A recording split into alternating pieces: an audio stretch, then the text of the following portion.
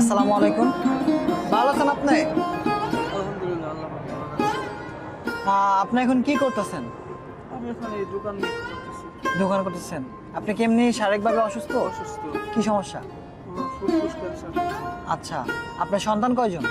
আমার 5 সন্তান, 4 মেয়ে, 1 ছেলে, 3 মেয়ে বিয়ে দিয়েছি, ছেলে একটা বিয়ে করেছি, 1 মেয়ে আছে। সবাই কই থাকে এখন? এখন যা যা স্বামীর সংসারে ছোট মেয়েটাই শুধু আমার কাছে আছে আপাতত। এখানে থাকেন আপনারা?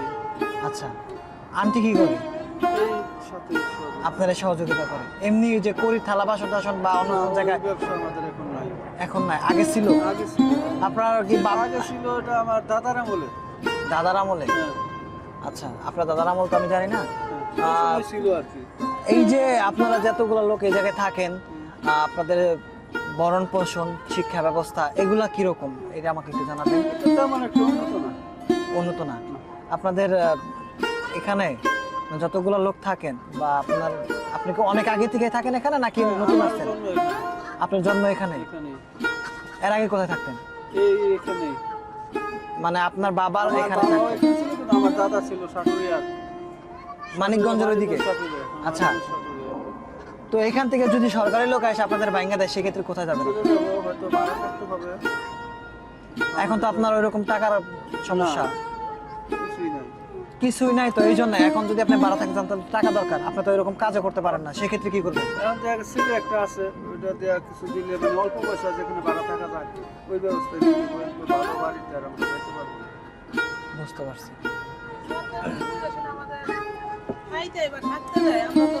ধরেন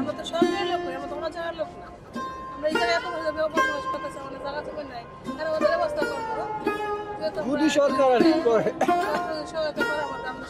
করে আমাদেরকে হয়তো বা থাকতে না, আপনাদেরকে এই যে সরকার থেকে তো অনেক রিলিফের মাল টাল আসে বা কি বলে বয়স্ক ভাতার যে জিনিসগুলো দেয় ওগুলো আপনাদের দেয় না? না, ওগুলো আমরা পাইনি।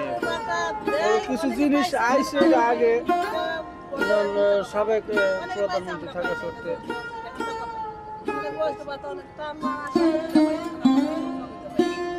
আচ্ছা,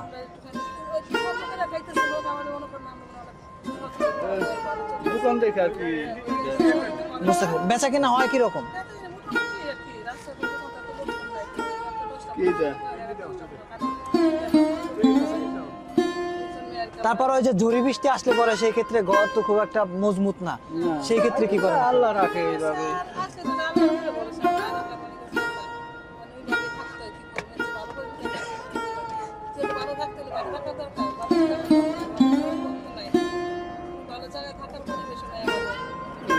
বুঝতে পারছি।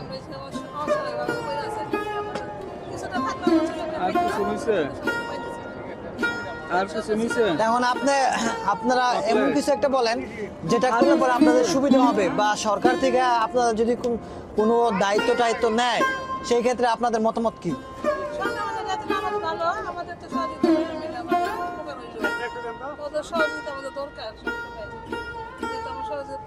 চিকিৎসা ক্ষেত্রে আপনাদের কিরকম সহযোগিতা করে?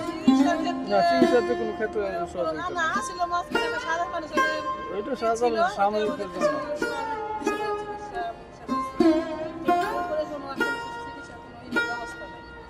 নাই।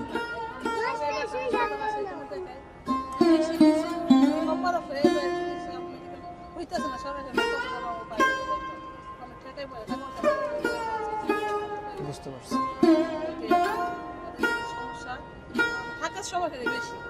বুঝতে পারছি।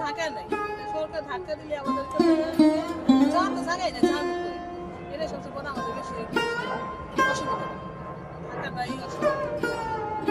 এই যে কিছু জায়গা ছিল লেখা দিয়ে গেছে কি করবার নাই জানে। উঠাই দিব, কিছুদিনের ভিতরে হয়তো এই জায়গাটা উঠায় দিবে, তখন আপনারা কই যাবেন? ওইটাই ওইটাই তো বলছি, হয়তো বা কোথাও ভাড়া ছাড়া তারপর দেখা যাবে যে এখানে একেবারে কম দামের ভাড়া, কমের ভিতরে ওইখানেই যায় থাকতে। এখন আর থাকা যাবে না। আপনাদের এই এরিয়াটার যে আসলে কিছু কিছু জায়গায় আছে যে আপনার একটা ইউনিয়নের মতন থাকে বা আপনাদের গোষ্ঠীর যে একটা মানুষ মাতবর পঞ্চায়েত, গ্রাম পঞ্চায়েত, তো ওইগুলো নাই আপনাদের এখানে? বড় কেউ নাই যে তারা এই ব্যবস্থাগুলো করবে? এখন নাই ওইগুলো। এখন সবাইকে আলাদা আলাদা, মানে যে যার মতো থাকতে পারতেছে, মানে নিজে বাঁচলে বাপের নাম। এরকম সবাই যে বুঝে একসাথে বা আপনাদের পক্ষ থেকে যে কারো কাছে তুলে ধরবে যে ভাই আমরা এই সমস্যাটার ভিতরে আছে, আমাদেরকে একটু দেখেন, বা আমাদের এতগুলো লোক এই জায়গায় থাকে, আপনারা একটু ব্যবস্থা করেন, যেমন পানি, গ্যাস, তারপরে আপনার অন্যান্য সুযোগ সুবিধা, আপনার পায়খানা কই করতেছেন, এগুলোর একটা ব্যাপার স্যাপার আছে। কোনো কিছুই নেই। কেউ এসব করার মতো কোনো লোকজনই নেই এখন, কোনো এই পরিবেশে। যে যেরকম চলতে পারছে, আগের মতো এরকম যে একটা থাকতো, যে সমাজ নিয়ে, আইন নিয়ে একদম আপনারা কি কখন নৌকায় থাকছেন? আমি থাকছি আপনি থাকছেন? আচ্ছা, নৌকায় থাকাকালীন একটু অভিজ্ঞতাটা বলবেন আমাদের কাছে। নৌকায় যে থাকতেন, ওইটা আসলে ওই সময়টা আপনার কেমন লাগতো, বা অন্যান্য মানুষ যে বাসা বাড়িতে থাকে, আপনি নৌকায় থাকতেন, সেই ক্ষেত্রে আপনার কেমন লাগতো, ওই বিষয়টা একটু বলবেন। নৌকা থাকতে একটু ভালোই লাগতো, কিন্তু নদী তুফানের সময় তো ভয় লাগতো।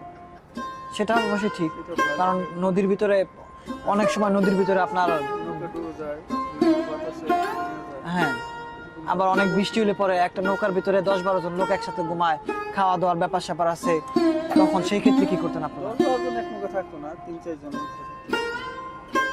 4 জনের উপরে না।